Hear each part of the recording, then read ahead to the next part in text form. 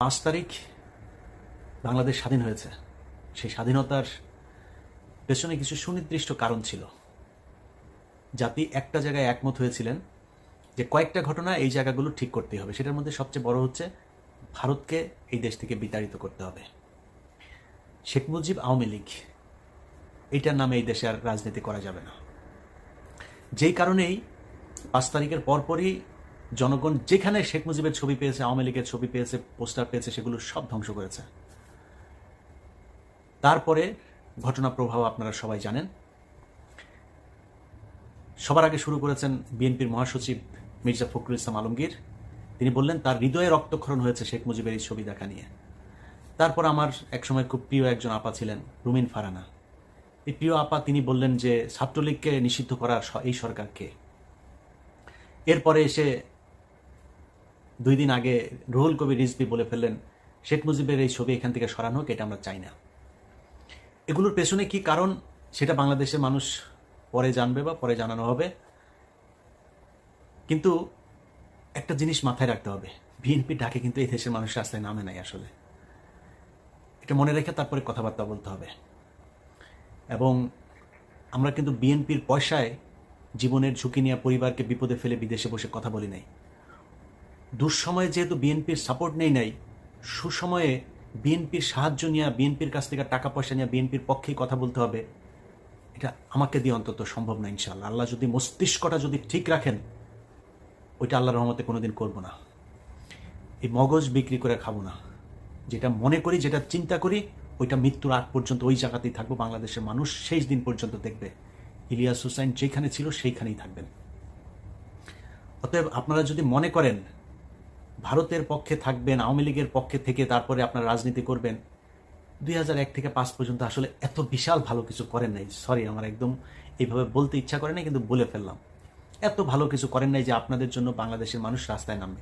এই যে আপনার দলে এত কোটি কোটি বিএনপি করা মানুষ জীবনের ঝুঁকি নিয়ে এই আন্দোলন করেছে, এই আন্দোলনের ভেতরে জীবন দিয়েছে, অর্ধেকই তো হবে বিএনপির লোকজন, তাই না? জীবন দিয়েছে তারা, না আপনাদের এই ভারত প্রীতি আর আওয়ামী প্রীতির জন্য জীবন দেয় নাই। আপনারা যদি নাকি জনগণের সামনে স্পষ্ট করতে না পারেন, তাহলে আমরা কনফিউজ হব। আপনাকে স্পষ্ট একটা পক্ষ অবলম্বন করতে হবে। আপনি ভারতের পক্ষে, আওয়ামী লীগের পক্ষে নাকি না, এটা আমাদের জানা খুব জরুরি। এই মুহূর্তে কনফিউজড হয়ে থাকলাম, বাট আমার মনে হয় খুব সহসায় আমরা এটা জেনে যাব, তখন আমরা আমাদের মতামত জানাই দেব। এই দেশের মানুষ, যারা সাধারণ মানুষ আপনাদেরকে ভোট দেয়, রাজনীতি করে না, তারাও না আওয়ামী বিরোধিতা করে, তাই বিএনপির দলে ভোট দেয়। এমনিতে বিএনপি করার কোনো কারণ নেই, অন্য কোনো কারণ নাই আসলে ওরকম। তো সেই জায়গাটা যদি নষ্ট করেন না, তাহলে সামনে বিপদ হবে। কয়েকটা জায়গা যদি বলি যে এই যুদ্ধটা কেন হয়েছিল, বিডিআর হত্যাকাণ্ড, সেটার বিচার হইতে হবে। কমিটি গঠন করার কথা বলা হলো, এখন পর্যন্ত কিছুই করা হয়নি। কয়দিন আগে স্বরাষ্ট্র উপদেষ্টা বললেন ওইটা নিয়ে এখনো তারা চিন্তা ভাবনা করছেন, ফাইনাল কিছু হয় নাই। এই জন্য আপনাদেরকে ক্ষমতায় বসায়নি। পরের দিন উচিত ছিল বাংলাদেশে কোথায় কোথায় রয়্যাল এজেন্ট আছে সব কটার এই দেশ থেকে বার করা হয় নাই। বিডিআরের নিরীহ সৈনিকরা তারা জেলখানায় আছে, এখন পর্যন্ত বের করে নাই। উচিত ছিল পরের দিন তাদেরকে যেইভাবেই হোক, জেনারেল অ্যামনিস্টি হোক আর যেইভাবে হোক, তাদেরকে করে দেয়া। করা হয় নাই। আলেমদেরকে বের করে দেওয়া দরকার ছিল, করা হয় নাই। এই ছাত্ররা এখন পর্যন্ত হাসপাতালে আহত অবস্থায় আছে, চিকিৎসার টাকা নাই। আপনারা সরকার থেকে কোনো সহযোগিতা করেন নাই এখন পর্যন্ত। গতকালকেও এক পত্রিকাতে নিউজ দেখলাম, যারা নিহত হয়েছে তাদের পরিবারকে এই স্যাবলামো করে 2 লাখ 5 লাখ না, অন্তত 5 কোটি করে টাকা দেওয়া উচিত। তারা এই দেশ স্বাধীন করেছে, দেওয়া হয় নাই।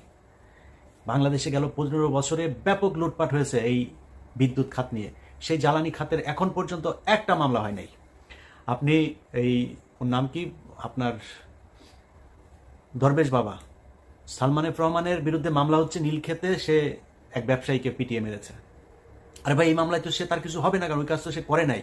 সে যেটা করেছে সেটা দিয়ে 500 বছর তাকে জেলখানে আটকে রাখা সম্ভব। 500 বার তার ফাঁসি হইতে পারে। তার কারণ সে হত্যা করেছে এই দেশে। মানুষ কাকে করেছে জানেন? এই যে শেয়ার বাজার আছে না, এই শেয়ার বাজারে ক্ষতিগ্রস্ত হয়ে সুইসাইড করেছিল কয়েকজন মানুষ, মনে আছে? তাদের হত্যা মামলা হইতে হবে এর বিরুদ্ধে। যেই পরিবারগুলো শেয়ার মার্কেটে ক্ষতিগ্রস্ত হয়েছে তাদের টাকা ফেরত দিতে হবে। তার সব প্রপার্টি বিক্রি করে নিলামে তুলে তারপরে সেই পরিবারগুলোর কাছে টাকা ফেরত দিতে, যেই ব্যাংকের টাকা আত্মসাৎ করেছে সেই ব্যাংকের টাকা ফেরত দিতে হবে। হচ্ছে কিছুই হচ্ছে না। শুনেছেন এখন পর্যন্ত? এই যে বিদ্যুৎ খাতের মিটার, আপনার ডিজিটালাইজেশনের মাধ্যমে, প্রিপেড মিটারের মাধ্যমে যে কয় ইউনিট খরচ হচ্ছে, কোনো কিছু জানা নাই, যা মন চাচ্ছে কাটে নিচ্ছে। সে মিটারের ব্যাপারে কোনো ব্যাপার হয়েছে এখন পর্যন্ত? কিছু করা হয়েছে? করা হয়নি। প্রবাসী লাউঞ্জ তৈরি করছে।